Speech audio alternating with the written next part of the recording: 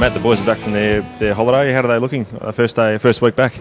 Yeah, pretty good. We've been pretty pleased with how they've come back. You know, we've got probably two distinct groups. We've got a group of guys that have had post-season surgery that either got it done towards the end of the season or immediately after the season, and those guys have been really diligent with the work that they've done. So Terry Condon's done a lot of work putting specific programs together for each of those guys.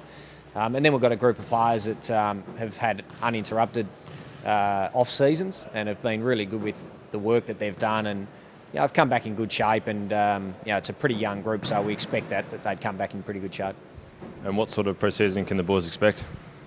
Oh, I think the real key for us is to keep developing the group physically. So, having a reasonably immature group from a training perspective, we've got a lot of work that we need to get into them. So the gym is a big part of that. Obviously, getting them stronger and durable to play our game.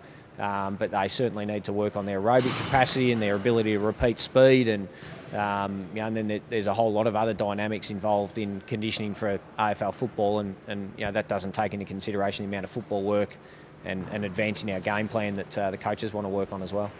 So it is an all-encompassing pre-season. They are doing game plan stuff. They are actually doing some strategy, also getting the balls out and doing a wide range of things. Yeah, the footies start from day one, and the guys know that. So in their off-season programs, they know that they've from 3 weeks out, they need to start kicking the balls 3 times a week, so that when we come back in, they're conditioned for that component of training, ready to go, so that we don't have to build them up too slowly. We can sort of get into it straight away, and certainly from an education point of view, there's a lot of work off field as well on our game plan and preparing for next year.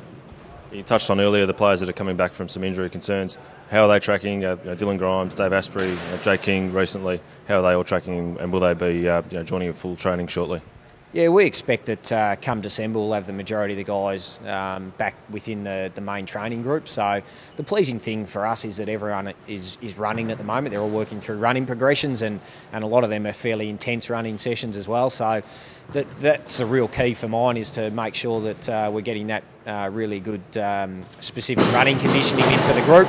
And then really that forms a good base for them to be able to progress pretty quickly into the football training come December and certainly January. And the players are heading off to the US later this month for a training camp. Yeah, we leave November 29, and it's been designed around our partnership with Athletes Performance, who are a really well recognised strength and conditioning company over in the States. They've run a course in our facility just through the month of October, and it was an intensive 4-day course that was run specifically for strength and conditioning professionals, of which we had a number of Richmond staff involved. So that was a great professional development opportunity for our team, and so we'll go over there and utilise their facilities and train the guys, and really looking forward to it. And is it at altitude training itself, or will there be other things involved in the trip? No, we're purely at sea level. Obviously it's in the same state, being Arizona, that what Collingwood go to, but we're not heading there for altitude reasons. We're heading there purely because of our relationship with Athletes Performance and also the University of Arizona, and they're in the southern part of Arizona compared to the altitude areas of the northern part of Arizona. So different philosophies, but we expect the guys to train really hard while we're over there and get a lot out of it. And just finally, on training hard, is it important not to overload the players in terms of their training, and how structured is the monitoring of the players as they go through their pre-season? Yeah, it is. I mean, every player is different, so we look at their training age, so how long they've been in the system for. And we know guys like Shane Edwards, Brett Delidio in that age group can absorb quite high workloads and recover quickly and back it up.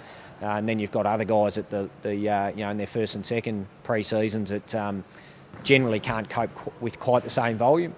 In saying that, they've got to learn to hurt and learn to train hard, and that's AFL footy is a tough game, a physically tough game, and very demanding. So you need to put them through those experiences in pre-season, in preparation for an in-season phase. But at the same time, we monitor them really closely, each individual, and we do a lot of measurements on a weekly basis to assess where they're at, and that determines how much training load we put into each individual. Thanks for joining us. No worries, thanks mate.